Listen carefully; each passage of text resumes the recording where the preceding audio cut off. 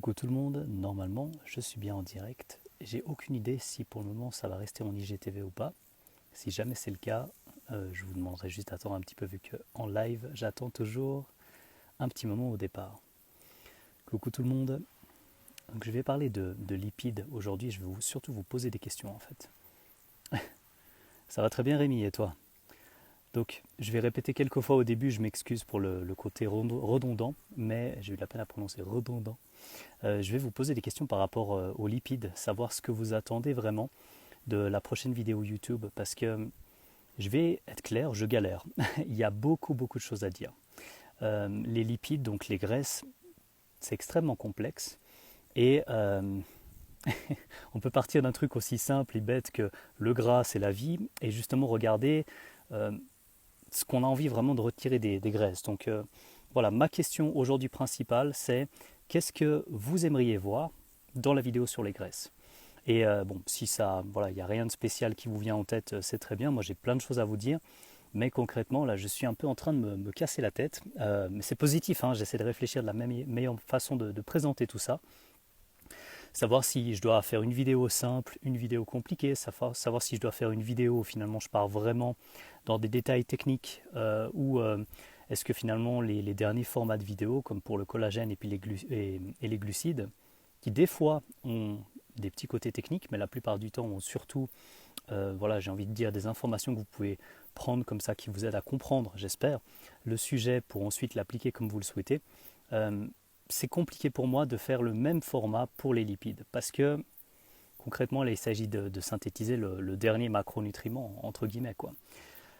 Donc voilà, finalement, mon problème est le suivant. Les lipides, beaucoup de personnes vont dire ah, c'est juste 1 gramme de lipides par kilo de poids de corps. Peut-être que vous connaissez ces échelles pour les macronutriments. Si vous calculez vous-même, ça vous parle. Et en fait, ça ne vient pas de grand-chose. Pour ainsi dire, il n'y a même pas d'études directes qui proposent il faut exactement 1 gramme par personne. 1 gramme par kilo de poids de corps par personne pour être en bonne santé, par exemple. Donc là, voilà, ce que j'aimerais comprendre, c'est ce qui vous intéresse. Là, par exemple, Bodysam, super, je te remercie. Est-ce que c'est judicieux de faire une diète cétogène?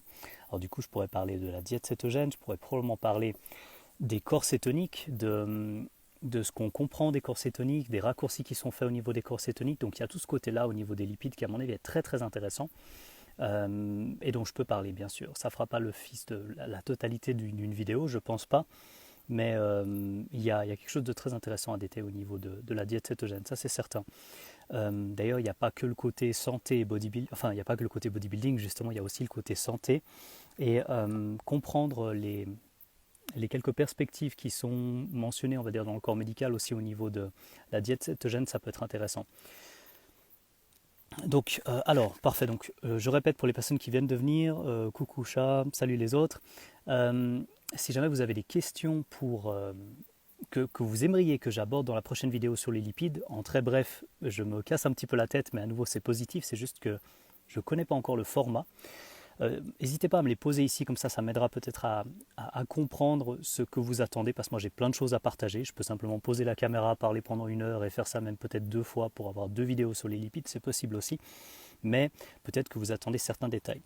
Donc Antigone, je vois une question de ta part, parler de l'utilisation des lipides par le cerveau, substrat de prédilection. Ah donc voilà, on pourrait... Alors ça c'est très intéressant, parce qu'en général, donc merci déjà pour ta question. On parle des glucides, des lipides et des protéines pour des rôles qui n'ont, entre guillemets, un petit peu pas grand-chose à voir. On va caricaturer en disant, voilà, notre corps aime bien le sucre, enfin aime bien le glucose pour être précis, et puis notre corps peut très bien utiliser aussi des lipides, par exemple. Notre cœur utilise volontiers des lipides, nos muscles utilisent très volontiers des lipides, et si vous êtes relativement musclé, même au repos, posé comme ça quelque part, vous allez utiliser une quantité quand même clairement non négligeable de lipides.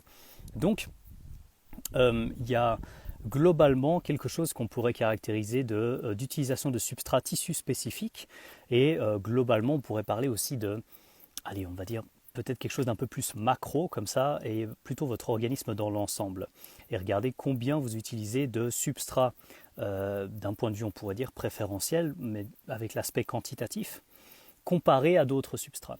Et ce qui est très intéressant, c'est de se dire, oui, mais est-ce que tel tissu ne peut pas utiliser ça? Est-ce que tel tissu ne peut pas utiliser autre chose? Et effectivement, notre corps est extraordinaire pour ça. Il peut utiliser différents substrats en fonction de ce qu'on a à disposition.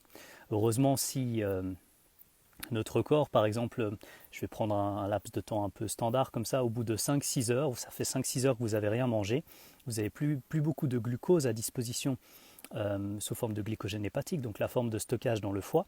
Et puis, si après ça, une fois que votre réservoir est vide, comme par exemple vous tombez en panne sèche d'essence, bah, votre corps arrêtait juste et puis bah, vous étiez mort 6 heures après, on n'aurait pas fait très long en tant qu'espèce, ça c'est absolument certain. Donc, il faut des mécanismes alternatifs. L'idée c'est en quoi ils sont intéressants, en quoi ils sont potentiellement dangereux, en quoi ils sont potentiellement même bénéfiques, si ça peut être le cas. Et je pense que toutes ces choses-là sont à prendre en compte dès qu'on parle de 1. Ce qu'on mange, 2. Ce qu'on a encore à disposition sous forme de réserve dans notre corps, donc à différents endroits, et 3, et ça inclut en fait tout ça, c'est la dynamique de l'utilisation de l'énergie à travers ces différents endroits. Par exemple, vous mangez une diète, je caricature un petit peu, mais très très riche en glucides, et puis au bout d'un moment, ça fait un moment que vous n'avez pas mangé, et vous avez en fait des changements au niveau de l'utilisation des substrats. Vous allez à un moment passer par exemple après 5-6 heures justement vous n'avez rien mangé, même si vous mangez énormément de glucides dans votre approche, vous allez avoir des fluctuations d'utilisation de substrats. Parce qu'une fois que certains substrats sont moins fortement à disposition, enfin sont moins à disposition tout simplement, vous allez vous adapter. Et tout ça, ça tourne autour de ce qu'on appelle, en anglais je traduis tout de suite, metabolic flexibility. C'est la capacité de passer d'un substrat à un autre.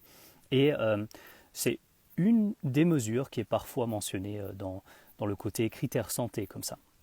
Donc j'ai vu qu'il y avait une autre question. Alors 2 autres questions. Bonjour, est-ce que les lipides sont néfastes à la perte de gras et la prise de muscle? Alors super, ça j'y viens dans un instant. J'essaie juste de ne pas rater l'autre question.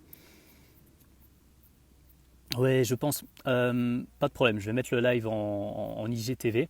J'espère que voilà, les personnes tireront quand même 2-3 informations parce que finalement c'était surtout une question pour vérifier si voilà, vous avez des choses que vous vouliez que j'aborde dans la prochaine vidéo sur les lipides pour laquelle je prends quand même pas mal de temps.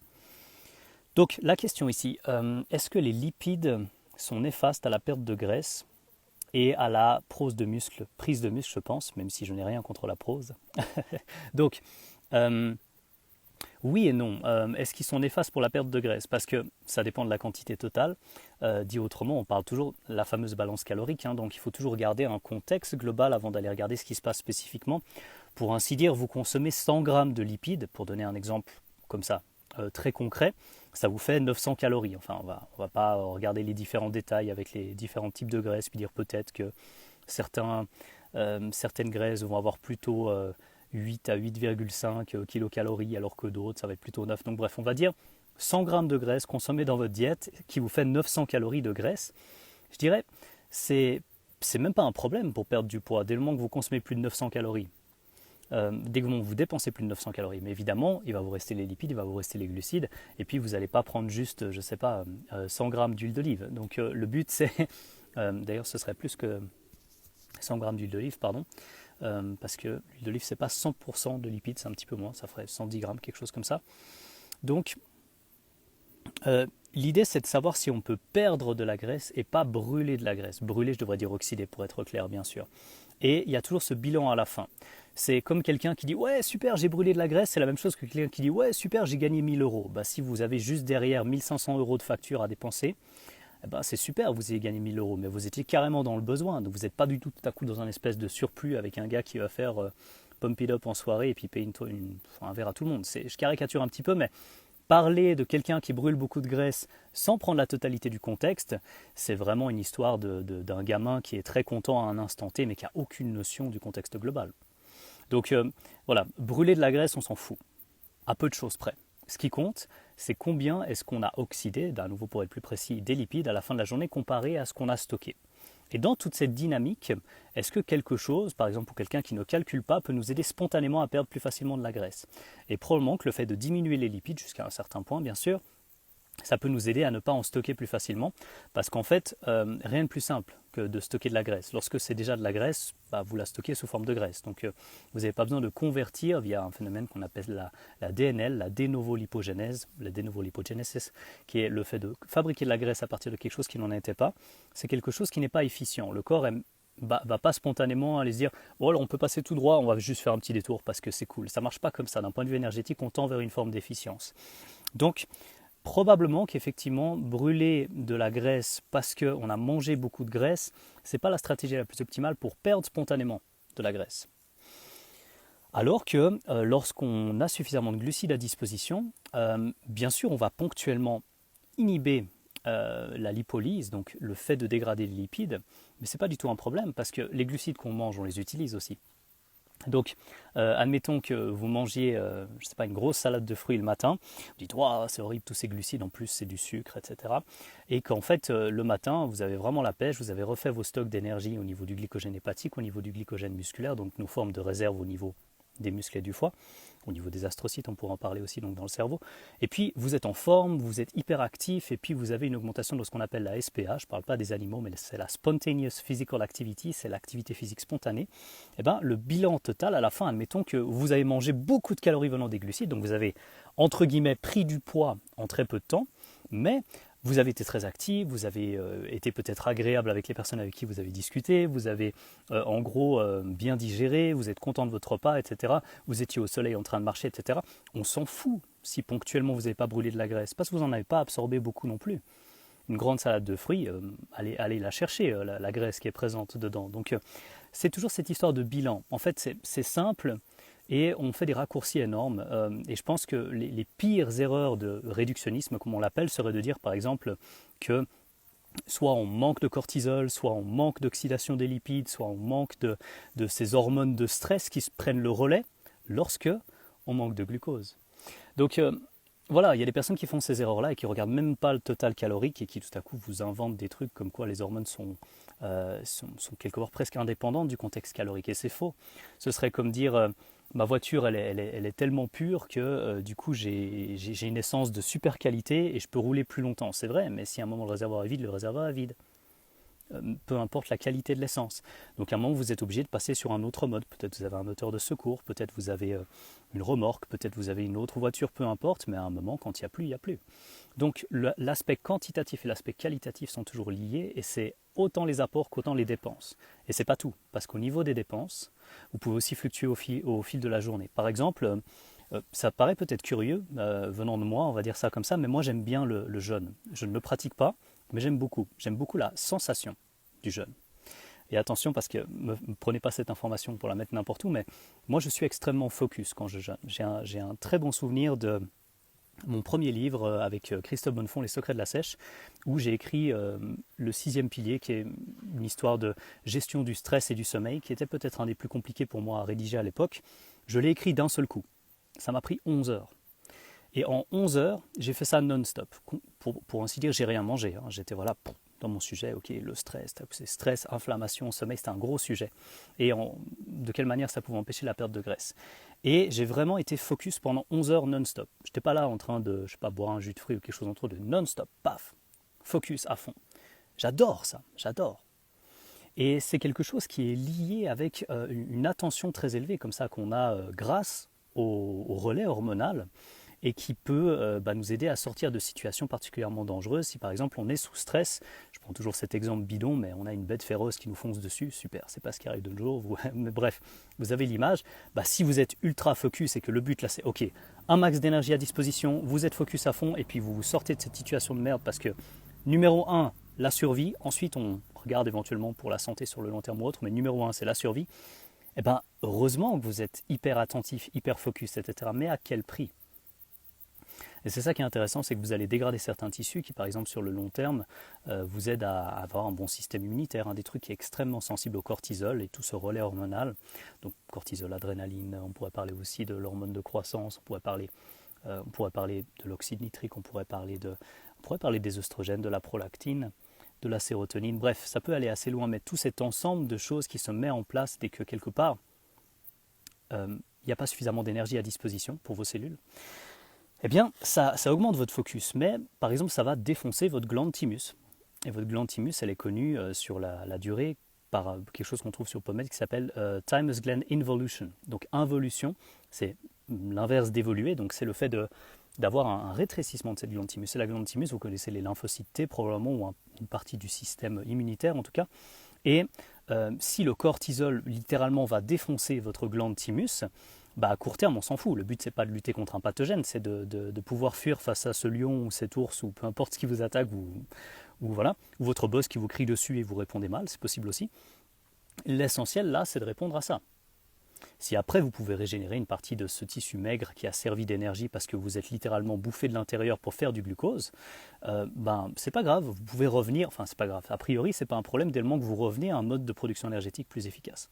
Donc voilà, pour répondre à ta question, je pense pas qu'il faut manger énormément de graisse pour brûler plus de graisse pour perdre de la graisse. Ça c'est un raccourci, c'est comme dire on m'a fait une proposition d'un nouveau travail, je vais gagner 1000 euros de plus par mois, mais j'ai oublié de prendre en compte l'équation, c'est que ça me prend 4 heures de trajet par jour, et puis en fait les trajets me prennent plus de temps, et en fait ça me coûte 1200 euros de transport public.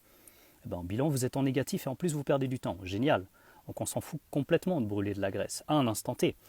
Dès le moment que ça ne change pas la totalité de l'équation. C'est des recettes et des dépenses. Si vous faites bêtement un bilan économique comme ça de votre fin de mois, bon, bah, c'est génial d'avoir brûlé plus de graisse à tel moment. Mais si à la fin de la journée, ça n'a pas amené à ce qu'on appelle, pour les gens qui aiment être un peu précis, un bilan négatif net de lipides, eh ben, voilà, vous avez simplement replacé un peu des lipides là où vous en aviez brûlé. Et on s'en fout complètement que vous ayez brûlé de la graisse. Par contre, qu'est-ce que vous faites quand vous facilitez cette utilisation?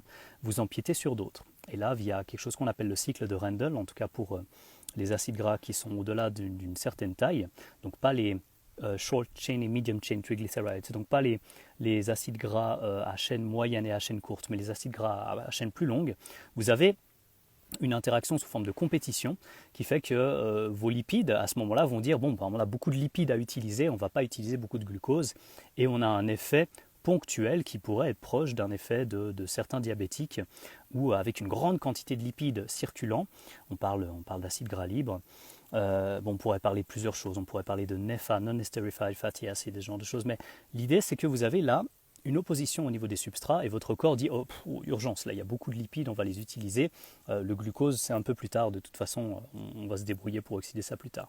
Et donc on peut avoir une petite phase d'intolérance au glucose à cause des lipides aussi. Donc c'est aussi à vous de voir comment vous fonctionnez de ce côté-là. Donc voilà, je me suis un peu emballé sur ta question, mais peut-être que du coup ça donnera au moins quelque chose d'intéressant. Je pense que je le laisserai en IGTV du coup, parce qu'à la base je voulais vraiment juste demander de quoi je vais parler pour les lipides. Et je pense que ta question est extrêmement pertinente de ce côté-là. Beaucoup de personnes font encore ce raccourci entre brûler de la graisse et perdre de la graisse. Et c'est dommage parce que finalement, c'est vraiment une question de différence entre le bilan à la fin du mois, le bilan à la fin de la journée, et puis quelqu'un qui est juste tout content de gagner tout à coup un peu plus d'argent, mais qui a oublié toutes les dépenses peut-être pas très constructives qu'elle avait faites ou qu'il avait fait juste avant, quoi. Donc oui, Titi Cassidy, je laisserai ça en IGTV avec plaisir. Ah, je vais regarder s'il y a d'autres questions. Alors, la consommation des lipides doit-elle s'adapter au changement de saison? Ça, c'est extrêmement intéressant. Alors, oui, mais je ne suis pas sûr que... Alors ça, c'est marrant, parce que comme je n'y ai pas pensé avant, ça m'ouvre pas mal de perspectives différentes, mais j'ai envie de te dire, le premier axe que j'ai en tête ici, c'est que certaines personnes vont adapter la quantité de glucides qu'ils consomment en fonction de l'activité physique. On pourrait retourner le problème et dire on pourrait adapter la quantité de lipides en fonction de notre activité physique. Je m'explique. Si vous considérez que votre corps tourne très bien, notamment votre cerveau et puis différentes choses avec suffisamment de glucides, vous dites ok, de base finalement, il y a quand même peu de chances qu'un organisme humain sain qui tourne en restant à 37 degrés sans relais hormonal, etc., et puis qui a pas de problème de tolérance au glucose, consomme moins de 200 grammes de glucides par jour. Pour certains, 200 grammes de glucides par jour, c'est énorme. C'est 800 calories. C'est que 800 calories, c'est rien du tout. 200 grammes de glucides, même pour une femme de petite corpulence, ce n'est rien du tout. Même pour une femme de 50 kilos, c'est vraiment pas grand-chose. Si, et seulement si, le reste des aliments consommés ne conduit pas à un excès calorique. Donc pour être exprès dans l'extrême un instant, admettons quelqu'un consomme 800 calories de glucides et puis 80 grammes de protéines, je vais faire un peu plus simple, on va mettre 100 grammes pour la simplicité du calcul, cette personne consomme 800 plus 400, consomme 1200 calories et c'est que des glucides et que des protéines. Ce n'est pas quelque chose que je recommande, mais c'est pour dire que c'est possible de manger 1200 calories avec 100 grammes de protéines, avec 200 grammes de glucides, en étant à 1200 calories. Donc cette personne, enfin, pour prendre du poids, bonne chance, ça me semble impossible, quoi. Et pourtant, on a beaucoup de glucides. Donc, si on ajuste la quantité de lipides en fonction de l'activité physique, par exemple, cette personne part avec ça, et puis on dit cette personne marche 5000 pas par jour. Et donc là, on ajoute des lipides, excusez-moi, l'erreur habituelle, et on se dit, elle a plus marché, elle est plus physiquement active, donc clairement il y a des calories en plus à disposition, on va monter ces lipides, et puis on passe à une personne ensuite qui peut-être marche 10 000 pas par jour, et peut-être qu'on pourrait passer à facilement 50-60 grammes de lipides, ce qui est plus que le fameux 1 gramme de lipides par kilo de poids de corps qu'on entend souvent. Donc on pourrait aussi avoir la démarche inverse, mais ensuite il faudrait parler d'un des trucs dont je vais parler dans ma vidéo. On en a discuté plusieurs fois avec Vassilis d'ailleurs. Si vous ne connaissez pas Vassilis, vous manquez pas mal de choses dans le milieu francophone, juste au passage. Donc Vassili-i si jamais vous le trouvez facilement. C'est le fait d'avoir une assimilation plus ou moins bonne des vitamines liposolubles, lipides comme liés aux lipides. Enfin, liposolubles dans le sens, vous connaissez les vitamines hydrosolubles et les vitamines liposolubles. Donc hydrosolubles, vous avez B et puis C, et puis liposolubles, c'est le fameux ADEK, A-D-O-K, pour les vitamines liposolubles. Elles sont mieux assimilées, il y a des données très claires là-dessus qui suggèrent que c'est intéressant d'avoir une forme de lipide pendant un repas où vous cherchez justement à assimiler ces vitamines-là. Donc si vous n'avez quasiment pas de lipides sur la journée, et puis que vous désirez quand même refaire vos stocks de vitamines liposolubles, ce que je vous conseille bien sûr, eh bien ce serait intéressant d'avoir un repas un peu plus gras à ce moment-là.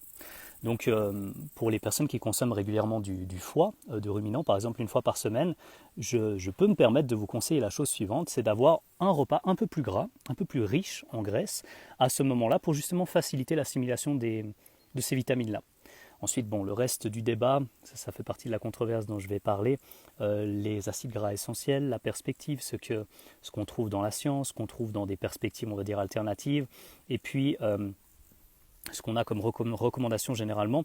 Donc là, je ferai un effort de synthèse pour dire, voilà, ça c'est une partie controversée, ça c'est une partie largement recommandée, et ça c'est une partie qui, au final, moi, me semble plus vraisemblable, ou machin. Donc je le présenterai, je vais essayer de la manière la plus neutre possible, même si à la fin, je donnerai mon avis pour que vous puissiez aussi vous dire, s'il parle de ça et qu'il met ça en avant alors que c'est son avis, que vous n'ayez pas de... que vous compreniez, en gros, toute ma réflexion. C'est très important pour moi de citer les sources et puis les courants de pensée qui sont liés avec les synthèses que je vais vous apporter.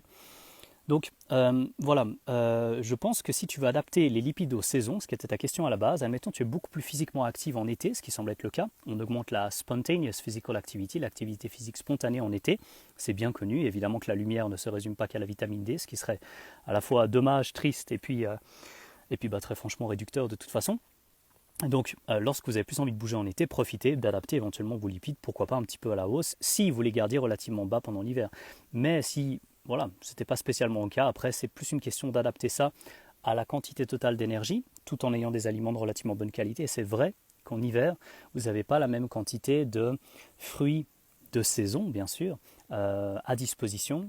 Ça va être difficile d'avoir vous ne voulez pas avoir des fruits très sucrés comme ça, un peu exotiques en hiver. Donc ça ne veut pas dire que vous ne pouvez plus manger de pommes, ça ne veut pas dire que vous ne pouvez plus manger de carottes, mais c'est vrai que ça vous limite un petit peu. Et puis ça fait partie des choses extrêmement importantes à mes yeux, c'est d'avoir une forme de cohérence entre ce que la nature peut produire, sans faire d'appel à la nature, mais vraiment littéralement ce qu'on mange vient de la nature d'une certaine manière. D'ailleurs, même si on parle des animaux, le profil de graisse des animaux va changer aussi un petit peu, notamment dans leurs produits.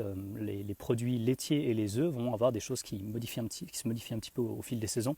Donc je pense que c'est une question non seulement très pertinente et très intéressante, et qu'effectivement, il faut regarder comment tu réponds en été comme en hiver. Alors, c'est cool, du coup j'ai pas mal de questions au final. Alors, as-tu des pistes de réflexion concernant les personnes ayant des crises d'hémorroïdes ?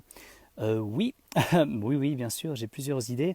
Le seul problème, c'est que je ne me lance pas du tout dans ce sujet-là maintenant, et j'ai bien peur de te dire que, peut-être ça intéressera d'autres personnes, mais là j'essaie surtout de parler de quelque chose qui se rapproche plus ou moins, on va dire, de la physiologie de l'utilisation des substrats, spécifiquement les lipides. Ça ne veut pas dire qu'il n'y a aucun lien avec les hémorroïdes, mais je vais essayer de rester un peu dans ce sujet. J'espère que tu m'en veux pas, mais merci quand même pour ta question.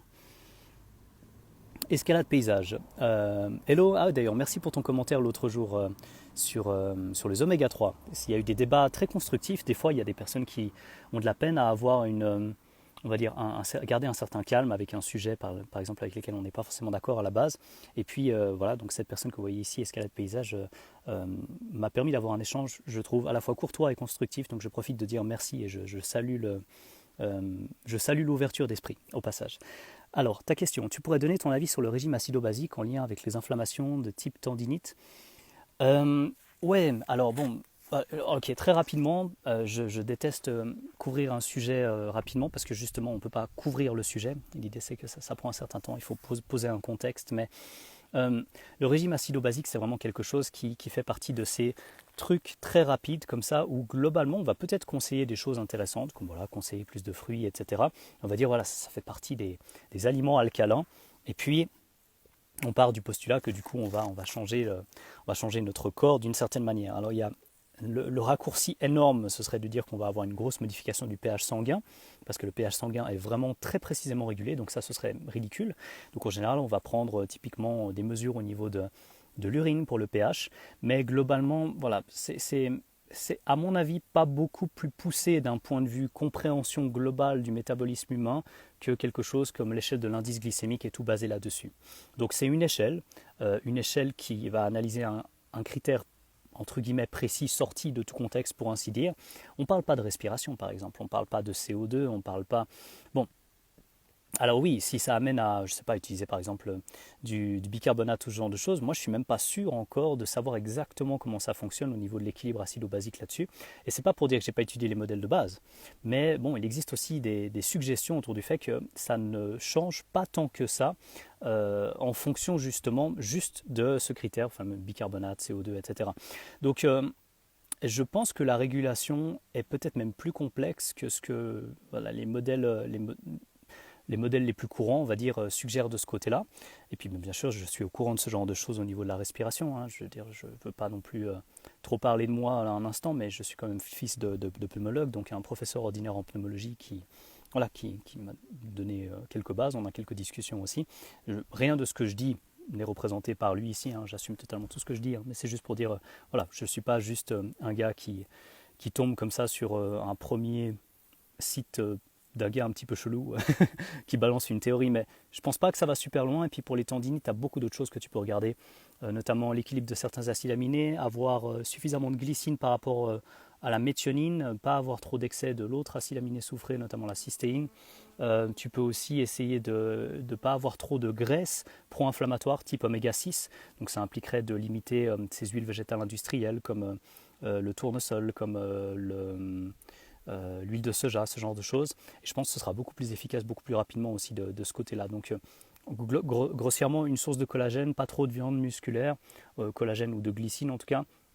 Et puis probablement que le fait d'avoir des glucides bien digestes et de ne pas avoir d'excès de prolifération bactérienne aussi au niveau de ton système digestif, tout ça, ça peut avoir un impact bénéfique. Par exemple, la fameuse salade de carottes qui t'aide à garder, grâce à ses propriétés de tubercule, qui se protège elle-même contre beaucoup de choses. C'est une sorte de mini-antibiotique naturel qui t'aide à garder le système digestif relativement clean dans la partie supérieure du moins. Et puis, je pense que toutes ces choses-là ont un lien avec les inflammations chroniques que tu peux avoir de ce côté-là, parce que, voilà. Mais globalement, limiter les oméga 6, c'est pas quelque chose de très controversé. Il sera beaucoup plus utile que l'équilibre acido-basique.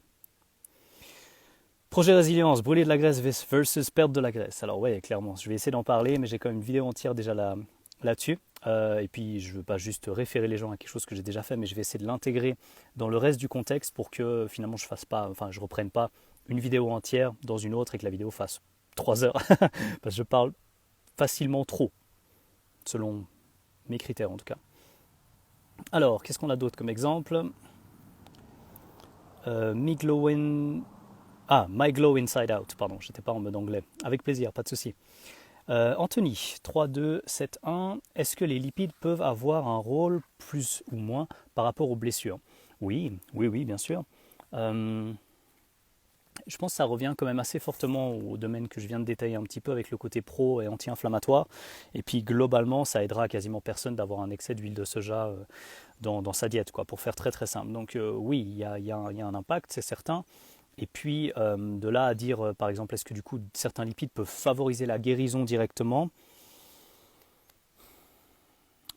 C'est possible, mais je ne pense pas que ce soit peut-être plus intéressant que la totalité du reste de la démarche, qui est celle globalement d'avoir non seulement assez d'énergie, mais assez de nutriments dans l'ensemble, d'éviter un profil excessivement inflammatoire. Et là, on ne parle pas d'une diète un peu bidon qu'on trouve sur YouTube en tapant diète anti-inflammatoire, mais vraiment simplement éviter d'avoir un excès de ces précurseurs de la cascade inflammatoire sur les oméga 6 et pas tout à coup tomber dans un truc où on va, je sais pas, juste manger des légumes tout crus et puis imaginer qu'on va améliorer notre système, parce que tout le système de gestion de l'inflammation dépend de la qualité aussi de notre capacité à approvisionner notre corps en énergie. Donc on parle de respiration cellulaire aussi, et tout ce qui empiète potentiellement sur la respiration cellulaire favorise le relais hormonal, et le relais hormonal est plus fortement lié à un phénomène inflammatoire. Si vous espérez diminuer votre inflammation grâce au cortisol, bon, le cortisol a effectivement des propriétés anti-inflammatoires, mais c'est un énorme raccourci. Le cortisol n'est pas le meilleur anti-inflammatoire. Par exemple, la progestérone, mesdames, la testostérone, les deux ont un profil anti-inflammatoire aussi, mais ils sont liés avec une bonne utilisation de l'énergie. Alors que le cortisol, c'est le plan B. Genre, vous êtes dans la merde, le cortisol vient entre guillemets en super-héros, c'est bon, je vais vous sauver, vous allez vous sentir bien, etc. Il ne vous dit pas derrière qu'il tire une balle dans votre pied en bouffant votre propre corps pour vous approvisionner en énergie, mais globalement, il a un état anti-inflammatoire, calme et tout ça. Donc on trouve qu'il est super, le cortisol. Mais à quel prix est-ce qu'il fait ça? Donc le côté anti-inflammatoire du cortisol, c'est bien, mais c'est bien pour passer un stress à un instant T. C'est pas bien comme stratégie anti-inflammatoire sur le long terme. Ça, c'est pas du tout quelque chose qui est favorable à une santé sur le long terme. Donc voilà, pour résumer, les lipides peuvent clairement avoir un avantage, mais peut-être pas sous forme de diète cétogène exagérée, low carb, et puis on consomme que des graisses structurellement stables dans une optique de soigner les blessures. Je pense qu'il faut tout garder dans un contexte équilibré quand même. C'est un peu facile à dire, mais c'est quand même ça. En bref. Ok, bon, je vais prendre encore quelques questions, super. Après, je vais aller m'entraîner, donc je m'excuse, c'est ça qui va interrompre le live, qui restera donc en IGTV finalement, même s'il a pris un peu de temps à démarrer. Peux-tu expliquer le rôle et la fonction des TMC présentes dans l'huile de coco? Donc je pense que tu parles des, moi je l'ai en anglais MCT, donc Medium Chain Triglyceride, donc le triglycéride à chaîne moyenne, voilà. Faut-il favoriser cette source d'acides gras pour un bon fonctionnement métabolique? Oui, Val, il sera enregistré, pas de souci. Alors oui, il y a quelque chose d'intéressant, mais c'est pas non plus la folie. Par exemple, avoir un peu plus d'huile de coco, c'est ce que je mentionnais indirectement au début. Certaines graisses vont pas avoir exactement la même, on va dire, oui, alors c'est de la graisse et généralement on compte 1 gramme de lipides égale à 9 calories. Par exemple, je fais une mini digression. Si vous prenez les BCAA, donc les Branched Chain Amino Acids, la leucine, isoleucine et valine, ce sont des acides aminés, donc nous on place ça dans les protéines, mais ce n'est pas exactement 4 calories. Parce que ces 3 acides aminés représentent une forme de calories un petit peu différente. Et je crois que c'est un petit peu au-dessus de 4 calories, je crois, entre 4 et 6 calories pour 1 gramme de BCAA en moyenne. Donc bon, on est dans des détails, hein, mais c'est pour dire qu'il y a des nuances. Hein, c'est pas 9 pour tout pour 1 gramme de lipides, 4 pour tout pour 1 gramme de glucides ou 1 gramme de protéines. Il y a des nuances. Donc on arrive justement dans ce niveau de nuance ici, qui est donc faible, mais qui est intéressant par des mécanismes qui passent un peu au-delà de ce qu'on appelle les mécanismes de compétition. Par exemple, quand vous avez des acides gras qui sont relativement courts, donc plus courts que ceux qui sont au-delà de 16, 18, 20 carbone par exemple. Donc si vous n'êtes pas trop fan de chimie, pensez simplement au fait que dans les graisses, vous avez des acides gras, donc ce sont les composants des graisses, qui sont plus ou moins longs en fonction, on compte en général le nombre de carbone, tout simplement. Donc si vous avez des MCT ou soit des courts, soit des moyens, vous êtes typiquement, je crois que la barre elle se place aux alentours des 10, 12, peut-être 14, bref on va dire que c'est 12 arbitrairement parce que j'ai plus le chiffre exact en tête. Vous êtes à 8, 10 ou 12 carbone pour justement ces graisses-là. Ce sont des graisses qui sont assez courtes pour pouvoir directement être oxydées dans la mitochondrie. Vous n'allez pas avoir la même nécessité au niveau de comment s'appelle ce truc qu'on met dans les boissons qui ne sert à rien là. La navette carnitine, voilà. Vous n'avez pas besoin de la même chose pour justement amener ça à l'intérieur de la mitochondrie pour que ce soit justement oxydé. Donc en fait, il y a quelque part un chemin un peu plus direct, et je ne veux pas dire que les graisses MCT se comportent comme des glucides, mais elles n'ont pas le même effet d'interférence avec les glucides que les plus longs acides gras. Donc il y a quelque chose de très intéressant ici, mais de là à dire que ça va faire perdre de la graisse, je pense que c'est peut-être un peu exagéré. Par contre, probablement que sur une trentaine d'années, quelqu'un qui a consommé de l'huile de coco comparé à quelqu'un qui a consommé, on va prendre un truc quand même relativement proche, peut-être de... Enfin proche, vous arrêtez pas sur ce détail, mais comparons peut-être 30 années de consommation d'huile d'olive comparé à 30 années de consommation d'huile de coco dans des conditions nickel et tout d'études. Vous n'allez jamais trouver une étude comme ça, hein, mais c'est une hypothèse. Probablement qu'au fil de plusieurs années, vous allez avoir une différence d'un point de vue composition corporelle, mais enfin voilà, c'est pas quelque chose genre ah c'est bon je passe à l'huile de coco, maintenant j'ai plus besoin du déficit calorique, il faut pas déconner. Donc vous gardez la totalité du contexte et peut-être qu'il y a des effets un petit peu différents en termes de mobilisation d'énergie et facilité à utiliser ce substrat. Qui serait donc suggéré pour une perte de graisse. Je pense que c'est très intéressant pour quelqu'un qui a de la peine à oxyder justement le glucose, de garder comme source préférentielle des lipides sous forme d'huile de coco. Le problème est, voilà, quand on essaie d'être cohérent un petit peu d'un point de vue global par rapport à notre approche, l'huile de coco, à moins de vivre soi-même en Thaïlande, en Malaisie ou dans d'autres endroits, ça va être dur d'être, c'est pas très local, quoi, c'est le moins qu'on puisse dire. Donc, voilà, j'intègre ça, c'était pas ta question, mais c'était juste pour dire oui, je pense que c'est bien globalement, je pense que c'est très intéressant pour le métabolisme, mais c'est pas non plus genre le premier truc pour booster ton métabolisme, c'est bon, tout le monde a l'huile de coco. Mais si tu mets de l'huile de coco à la place de ces huiles de merde, pour ainsi dire, parce que voilà, on peut être assez clair de ce côté-là, genre ces huiles végétales industrielles, spécialement l'huile de tournesol, l'huile de soja, il n'y a quasiment aucune controverse là-dessus, c'est de la merde, enfin, pour faire simple. En tout cas en concentré d'huile, voilà, à la limite si on veut discuter des autres trucs qu'on peut trouver là-dedans, le concentré de ces huiles-là, c'est essentiellement des huiles pro-inflammatoires avec beaucoup d'oméga 6. Si on peut enlever tout ça et mettre de l'huile de coco à la place, l'effet incroyable ne sera pas uniquement l'huile de coco per se, donc en soi, mais c'est l'huile de coco alors qu'on a viré tout le reste des trucs qui étaient absolument nuls. Si je vous dis par exemple, voilà, la personne en question, elle fait un workout hit de son fit boy ou de sa fit girl préférée, et puis c'est dingue tout ce qu'elle a perdu comme poids et tout, mais j'oublie de mentionner que la personne a décidé de s'exposer au soleil, la personne a décidé de mieux manger, la personne a quitté son travail pour un travail moins stressant, la personne est dans un environnement qui a complètement changé, elle est passée d'un univers avec des sédentaires qui la saoulaient à un univers où finalement elle rencontre que des gens motivés et motivants. Bon, le workout hit de son fit boy ou de sa fit girl préférée, très bien, mais il y a tout le reste aussi. Donc il ne faut pas sortir un élément du contexte aussi. Et en fait, ce que j'aime bien dire, c'est qu'on fait toujours quelque chose à la place d'autre chose. Donc c'est ce qui est intéressant avec l'idée d'inclusion d'aliments plutôt que l'idée d'éviction d'aliments. Par exemple, vous dites un truc aussi bête que essayez de manger un peu plus de votre eau. Ça veut dire quoi? Vous allez peut-être manger je sais pas, des courgettes, vous faites cuire des courgettes, vous allez manger une pastèque, vous allez manger du melon, vous allez avoir aussi plus d'eau. Peut-être qu'à la base, cette personne, je ne lui ai même pas dit « Ah, tu bois quand même vachement de boissons sucrées et je ne suis pas sûr que ces calories que tu es capable d'ingérer après ton repas vont vraiment t'aider. » Et plutôt que de dire le sucre, éventuellement, je ne sais pas trop, etc., j'aborde même pas ça. D'ailleurs, vous avez peut-être compris que je ne suis pas convaincu que le sucre en soi soit le problème, mais c'est tout un contexte. Donc parlons quand même de ça. La personne, je lui dis de juste faire en sorte d'obtenir un petit peu plus d'eau dans son alimentation. Elle va peut-être simplement laisser de côté ces boissons, c'est vrai, très caloriques qu'elle trouvait à côté. Et peut-être que ça fait partie des excédents caloriques au final qui amenaient à une prise de poids. Je ne pense pas que le sucre en soi aurait causé la prise de poids, mais comme personne ne consomme du sucre seul, c'est lié avec le reste du contexte qui est bien sûr lié aussi avec la consommation d'autres graisses. Et du coup, on prend du poids, mais avec le mélange de tout ça. Vous savez que la prise de poids est multifactorielle, mais globalement, le fait de dire prends ça, plutôt que de dire évite ça, déjà psychologiquement c'est très intéressant. Vous pouvez demander, on a des données là-dessus, un groupe qui mange du pain et un groupe qui ne mange pas de pain. Si la seule consigne qui diffère entre les deux, c'est toi, tu n'as pas le droit de manger du pain, je peux vous dire que le groupe à qui on a dit tu n'as plus le droit de manger du pain, il a quoi? Il a envie de manger du pain. Surprise, le comportement humain, on lui interdit de faire quelque chose, on a envie de le faire. Tiens donc. Donc à la place de ce type de conseils, on suggère de manger d'autres choses, et comme on mange ces choses, pour revenir à la théorie de base, à la place d'autres choses, bingo, c'est gagné. Et puis on n'a même pas été chiant en tant que coach, on a juste dit mange plus de ces aliments-là, plutôt que de dire évite cela à tout prix.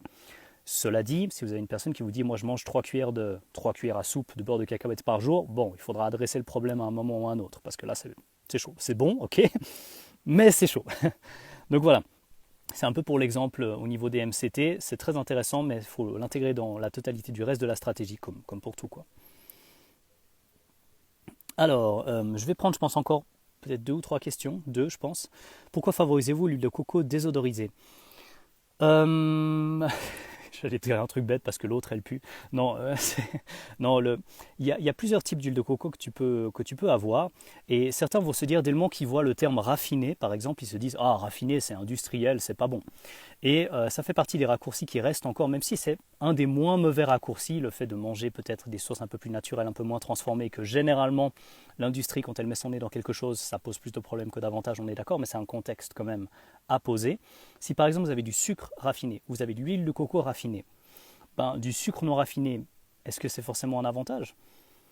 Ben, ça dépend du process. Si vous avez du sucre raffiné qui vient de betterave sucrière bio, à moins de tout à coup inventer des processus un peu douteux, sans aucune source mentionnée ou je sais pas quoi, comme on voit beaucoup dans ces personnes qui sont tout à coup anti-sucre pour vous vendre quelque chose derrière qui soi-disant est mieux que le sucre à la base, qu'on retrouve peut-être de toute manière dans les produits qu'ils vendent après, mais c'est pas du sucre raffiné. Je suis pas sûr. Pour l'huile de coco, ben, si on évite 2-3 trucs, par exemple des composés aromatiques qui peuvent avoir des effets potentiellement allergènes chez certaines personnes, ben, c'est plutôt une bonne chose. Et donc du coup, elle sera entre guillemets sans odeur, raffinée, mais au final peut-être que c'est un avantage pour la personne à cet instant T qui aura peut-être des problèmes.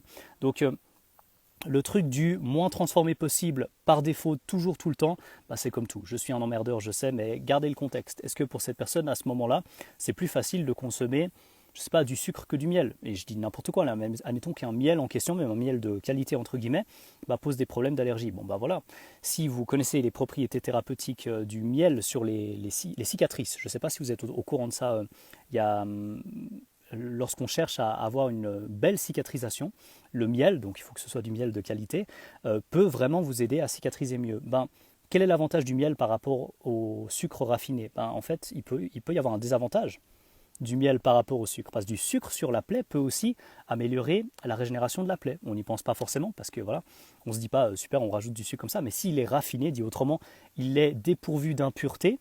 Et là je ne joue pas avec les mots, je parle vraiment de sucre raffiné dépourvu d'impuretés, vous avez probablement moins de chances d'avoir de réactions négatives dans une situation, je ne sais pas, vous vous blessez et vous mettez du sucre sur la plaie qui est en train de cicatriser, peut-être qu'il y aura moins de risques que pour une personne qui rajoute du miel, si par malheur cette personne se trouve allergique à ce composant. Donc voilà, vous ne voulez pas développer une allergie sur une plaie, quoi.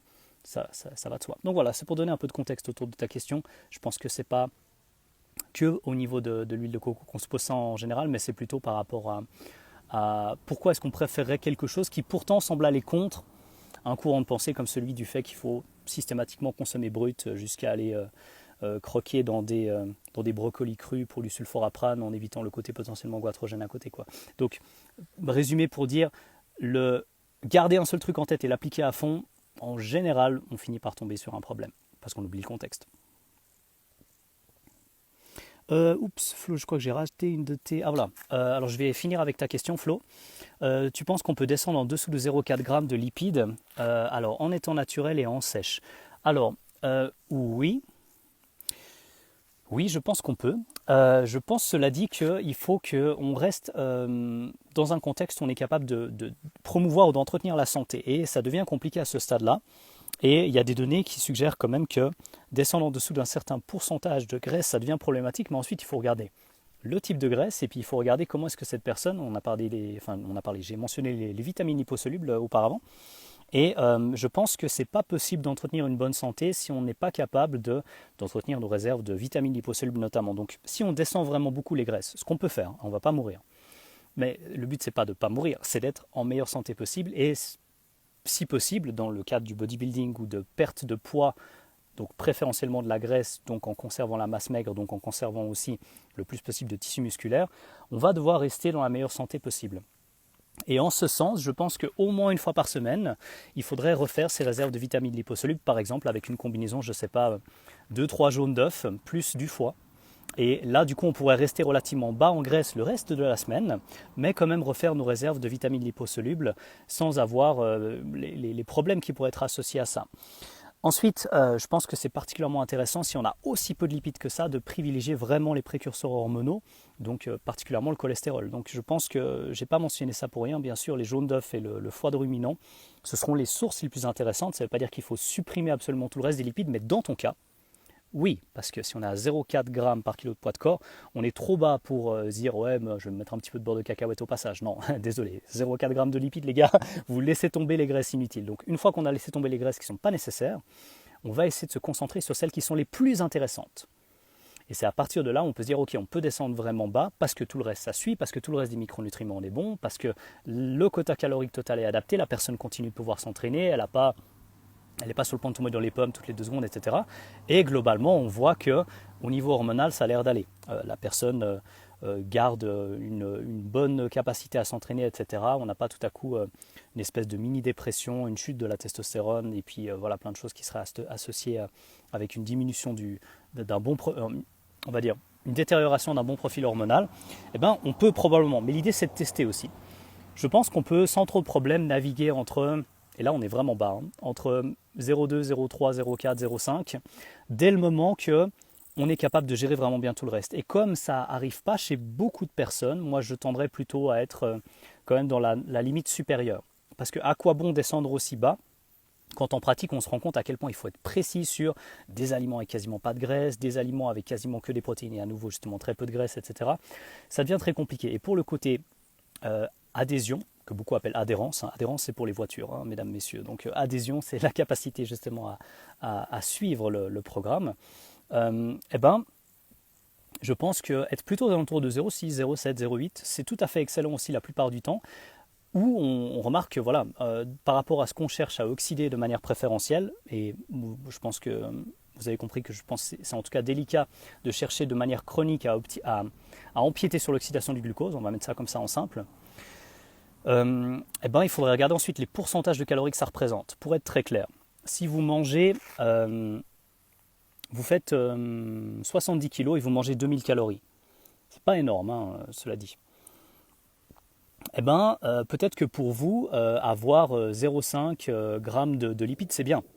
Pour quelqu'un du même poids qui mange 3500 calories, probablement que vous pouvez aller à 1, 1,2, 1,4 g de lipides et il n'y a aucun souci parce que vous avez tellement de glucides à côté, vous avez tellement une dépense de ouf, vous avez tellement un métabolisme qui fonctionne bien que le pourcentage d'apport du nutriment en question va varier. Donc ça c'est peut-être un peu plus complexe et je crois que tu as soulevé un très bon point parce que j'hésitais à faire un tableau que je donnais gratuitement comme ça avec la vidéo qui permettait de calculer justement les pourcentages de calories en fonction des macronutriments normalisés au poids. Donc je parle un peu chinois pour certains, mais ça veut dire que si vous mettez par exemple 1,6 g de protéines, disons arbitrairement 5 g de glucides, et puis vous mettez 1 g de lipides, vous allez voir que vous avez tant de pourcents de protéines, tant de pourcents de glucides, tant de pourcents de lipides. Bon, jusque-là c'est facile.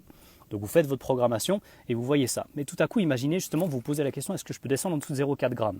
Vous voulez garder le même quota calorique, vous descendez par exemple de 1 g à 0,4 g, et combien de calories il faut rajouter du côté des glucides pour compenser ça? Et bien là, ça vous permettra de le faire en un clic, quoi. Bon, 2-3 clics, le temps de tâtonner et tomber sur la bonne quantité de calories. Et du coup, vous verrez que vous passez, je dis n'importe quoi, vous passez de 40% de glucides à 55% de glucides. Et puis du coup, vous êtes passé de peut-être 25% de lipides à 10% de lipides. Je n'ai pas les bons chiffres en tête, mais vous voyez l'idée, il y a eu 15% de moins d'un côté, 15% de plus de l'autre. Et là, vous vous rendez compte de l'impact de ce que vous avez vu comme changement. Donc, c'est à la fois intéressant d'avoir les grammes normalisés au poids, et c'est aussi intéressant d'avoir au final la quantité, la contribution calorique des macronutriments. Donc ça, je pense que c'est quelque chose à garder en tête. Moi, je suis assez fan de calcul, donc ça me parle très vite, très facilement.